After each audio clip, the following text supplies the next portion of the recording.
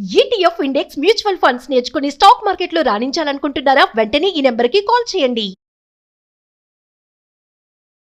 అందరికీ నమస్కారం. మరి ఈ వారం మన రాశి ఫలాలు ఏ విధంగా ఉన్నాయి, మనం చేయాల్సినటువంటి విధుల్ని ఎంత చక్కగా నిర్వహించగలం, ఏమైనా చిన్న ఇబ్బందులు అవరోధాలు వస్తుంటే వాటిని ఏ విధంగా అధిగమించాలి, అన్ని విశేషాలు సంబంధించినటువంటి సమాచారం అడిగి తెలుసుకుందాం. మనతో పాటు ఉన్నారు ధారా జయరామకృష్ణ శాస్త్రి గారు. ఒకసారి వారితో మాట్లాడదాం. అయ్యా నమస్కారం. నమస్కారం. ఈ వారం రాశి ఫలితాల విషయానికి వస్తేనండి, 17వ తారీఖు నుంచి 7 రోజుల పాటు ఈ రాశి ఫలితాలు ఉంటాయి అని చెప్పుకోవచ్చు. మొట్టమొదట మేషరాశి. ఈ మేషరాశి వారికి ఈ వారం మిశ్రమ స్థాయి యోగ స్థితి అనేటువంటి మాట చెప్పుకోవచ్చు. యోగ్యత యోగం కోసం వీరు బాగా కఠినమైనటువంటి ప్రయత్నం చేసి ఉన్న కారణం చేత ఫలితాలని అందిపుచ్చుకునేటువంటి స్థితి అనేది ఈ వారం ఈ రాశి వారికి యోగ్యవంతంగా ఉంటుంది. అనుకున్న ప్రతి పని కూడాను వారాంతంలో పూర్తి చేసి సంతోషాన్ని ప్రశాంతతని పొందగలుగుతారు అనేటువంటి మాట ఈ వారం మేషరాశి వారికి చెప్పుకోవచ్చు. తదుపరి వృషభ రాశి. గురుగారు, మరి వృషభ రాశి వారికి ఏ స్థితిలో ఉంది, వాళ్ళు చేయాల్సినటువంటి పనులేంటి? ఈ వృషభ రాశి వారు ఈ వారంలో కాస్త మిశ్రమ స్థాయి యోగ స్థితిని ఏర్పాటు చేసుకునే అవకాశం ఉంటుంది. ఈ వృషభ రాశి వారికి ఈ వారం ప్రథమార్థం కన్నా ద్వితీయార్థం చాలా మంచిది అని చెప్పుకోవచ్చు. అంటే మొదటి 3 రోజుల కన్నా చివరి 4 రోజులు కూడా చాలా యోగ్యవంతంగా సాగుతుంది. విద్యార్థులకు కావచ్చు, గృహిణులకు కావచ్చు, మొదటి 3 రోజులు లేనిపోని చికాకులు, తలకాయ నొప్పులు ఎక్కువగా ఎదుర్కొనే అవకాశం ఉంటుంది. కాబట్టి మరి కాస్త జాగరూకతతో జాగ్రత్తగా ప్రతి పనిని శ్రద్ధగా చేయవలసిన ఆవశ్యకత ఉంటుంది. ఈ వృషభ రాశి వారు ఈ వారం కనకదుర్గాదేవిని ఆరాధన చేసుకోవడం చాలా మేలును కలగజేస్తుంది. అలానే ద్వితీయార్థంలో వీరు అనుకున్న ప్రతి పనిని కూడాను అమ్మవారి దేవల్ల యోగ్యవంతంగా సాగించగలుగుతారు అని కూడా ఈ వారం చెప్పుకోవచ్చు. తదుపరి మిథున రాశి. గురుగారు, మరి మిథున రాశి వారి పరిస్థితి ఏ విధంగా ఉంది, మనం దాని గురించి ఏం మాట్లాడాలి? ఈ మిథున రాశి వారికి ఈ వారం యోగ్యదాయకంగా ఉన్నది అని చెప్పుకోవచ్చు.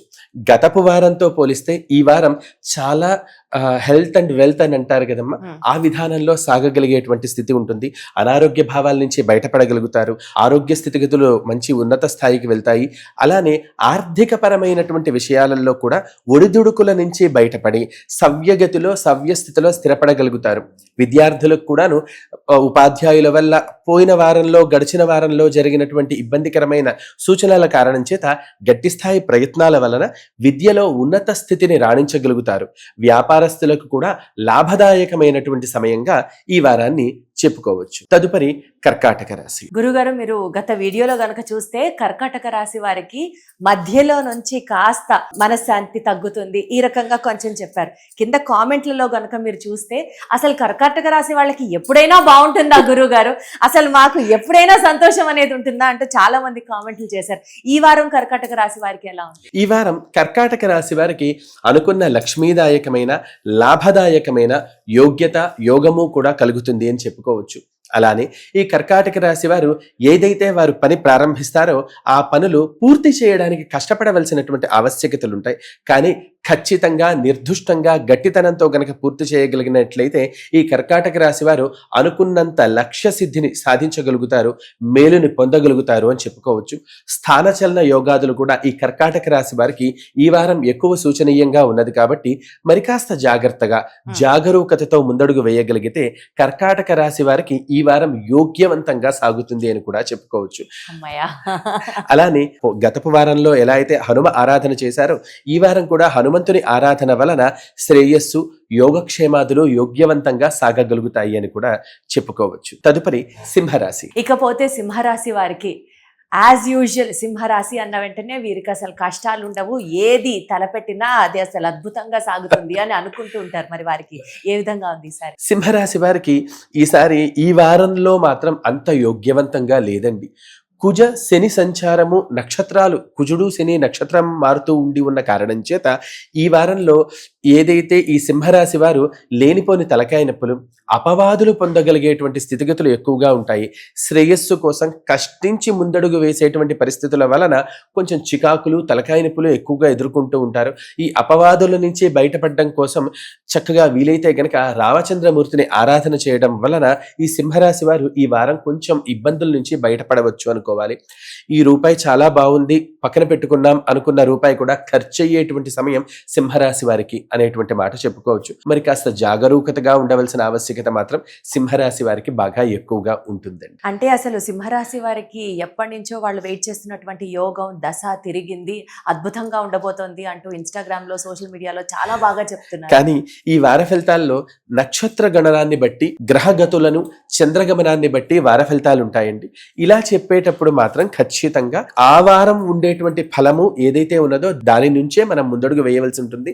సింహరాశి వారికి అంత ది బెస్ట్ అనేటువంటి వారం అయితే ఈ వారం కాదు. ఈ వారం కాదు, అర్థమైంది. తదుపరి కన్యా రాశి. మరైతే కన్యా రాశి నెక్స్ట్ వారికి ఎట్లా ఉంది ఈ వారం? ఈ కన్యా రాశి వారికి ఈ వారం మిశ్రమ స్థాయి యోగదాయకమైనటువంటి సమయం అని చెప్పుకోవచ్చు. ఈ మిశ్రమ స్థాయి యోగదాయకమైనటువంటి సమయం అయి ఉన్న కారణం చేత వీరికి చేపట్టిన, తలపెట్టిన ప్రతి పనులు కూడాను కాస్త భారంగా సాగుతూ ఉంటాయి అని చెప్పుకోవచ్చు. విద్యార్థులకు కావచ్చు, గృహిణులకు కావచ్చు, లేదంటే లావాదేవీలు నడిపేటువంటి వ్యక్తులకు కావచ్చు, ఈ వారము అనుకున్నంత లక్ష్య సిద్ధికి దగ్గర దాకా వెళ్ళి ఆగిపోయేటువంటి పరిస్థితులు ఉన్నాయి. 100కి 200% కష్టంతో ముందడుగు వేయవలసిన ఆవశ్యకత ఈ కన్యారాశి వారికి ఉంటుంది అని చెప్పుకోవాలి. అలానే ఇదే కన్యారాశి వారికి ఈ వారం బుధగ్రహ సంచారం కారణం చేత కొంతవరకు చివరి 2 రోజుల్లో కాస్త ఉపశమనం కలిగే అవకాశం కూడా ఈ కన్యారాశి వారికి ఈ వారంలో ఉంటుంది. వెంకటేశ్వర స్వామి వారి ఆరాధన ఈ వారం కన్యారాశి వారికి మంచిని కలుగజేస్తుంది అని చెప్పుకోవచ్చు. అలాగే తదుపరి తులారాశి. ఇకపోతే నెక్స్ట్ రాశి మన తులారాశి వారికి ఏ రకంగా ఈ వారం కలిసి వచ్చే అవకాశాలు ఉన్నాయి? ఈ తులారాశి వారికి వచ్చేసేటప్పటికి ఈ వారం యోగదాయకంగా ఉన్నది అని చెప్పుకోవచ్చు. చాలా వరకు ఈ వారంలో ఎక్కువ రాశులకి ఎక్కువ శాతం యోగదాయకంగా ఉన్నది అనేటువంటి మాట అయితే చెప్పుకోవడం చాలా సంతోషం. గ్రహగతుల కారణం చేత ఈ వారం తులారాశి వారికి శ్రేయస్సు కలుగుతుంది అని చెప్పుకోవాలి. గడచినటువంటి కొంతకాలం నుంచి కాకుండా, అవ్వకుండా, ముగిసిపోకుండా ఉండేటువంటి పనులు ఏవైతే ఇబ్బంది పెట్టే ఉన్నాయో ఆ పనులన్నీ కూడాను ఈ వారంలో ప్రశాంతంగా పూర్తవుతాయి అని చెప్పుకోవచ్చు. విద్యార్థులు ప్రొఫెసర్ల కారణంతోనూ లేదా ఉపాధ్యాయుల కారణంతోనూ ఏదైతే ఇబ్బంది పడుతూ ఉంటారో ఆ ఇబ్బందుల నుంచి బయటపడగలుగుతారు. ఉద్యోగస్తులు లాభస్థితిని కూడా ఏర్పాటు చేసుకోగలుగుతారు. నష్టాలు ఏర్పాటు కాకుండా కొంచెం జాగ్రత్తగా ఉండగలిగినట్లయితే ఈ తులారాశి వారికి వెనక్కి తిరిగి చూడవలసిన ఆవశ్యకత లేనంతగా ఈ వారం లాభిస్తుంది, యోగిస్తుంది. తదుపరి వృశ్చిక రాశి. అయితే ఈ వారం చాలా మందికి మీరు అన్నట్లుగా సూపర్ సక్సెస్ తో ముందుకు దూసుకెళ్ళిపోతున్నారు. చాలా సంతోషంగా ఉంది. ఇకపోతే నెక్స్ట్ వృశ్చిక రాశి వారికి ఏ విధంగా ఉంది? ఈ వృశ్చిక రాశి వారికి ఈ వారం మిశ్రమ స్థాయి యోగదాయకమైనటువంటి సమయం అని చెప్పుకోవచ్చు. పూర్తి స్థాయి అవయోగము కాదు, పూర్తి స్థాయి యోగము కాదు. గట్టి స్థాయి ప్రయత్నంతో యోగాన్ని అందిపుచ్చుకోవాల్సినటువంటి ఆవశ్యకత ఈ వృశ్చిక రాశి వారికి ఉంటుంది అని చెప్పుకోవాలి. అలానే ఈ వృశ్చిక రాశిలో ఉండేటువంటి స్త్రీలకు నడుము క్రింది భాగాలు, మోకాళ్ళు కావచ్చు, పాదాల మంటలు కావచ్చు, నొప్పులు కావచ్చు ఈ వారంలో చాలా ఎక్కువగా ఉంటాయి. త్రిప్పట, నీరసము, అలసట బాగా ఎక్కువగా ఉండే అవకాశం ఉంటుంది స్త్రీ పురుషులందరికీ కూడా. కాబట్టి మరి కాస్త జాగ్రత్తగా ఆరోగ్యం పట్ల శ్రద్ధ వహిస్తూ ముందడుగు వేయవలసిన ఆవశ్యకత ఎక్కువగా ఉంటుంది అని చెప్పుకోవాలండి. సుబ్రహ్మణ్యేశ్వర స్వామి వారి ఆరాధన వల్ల ఈ అగ్ని సంబంధితమైన బాధలు అంటే ఒళ్ళు మంటలు కావచ్చు, కాళ్ల మంటలు కావచ్చు, లేదా మోకాళ్ళ నొప్పులు కావచ్చు, నడుము బాధ కావచ్చు, ఇవన్నీ కూడా సుబ్రహ్మణ్య ఆరాధన వల్ల తొందరగా బయటపడగలుగుతారు. ఇబ్బంది చికాకు లేకుండా ముందడుగు వేయగలుగుతారు. తదుపరి ధనస్సు రాశి. ఇకపోతే మరి ధనస్సు రాశి వారికి డబ్బు, ధనం నిండుగా ఉంటుందా ఈ వారం? ఈ ధనస్సు రాశి వారికి గడిచిన వారంలో మనం చెప్పుకున్నట్లుగా ఆకస్మిక ప్రయాణాలు, ఆందోళనలు, చికాకులు, తలకాయ నొప్పులు, గృహపరంగా ఉండేటువంటి చికాకులతో పోయిన వారం మొత్తం ఈ రాశి వారు ఇబ్బంది పడ్డ అవకాశాలు ఉన్నాయి.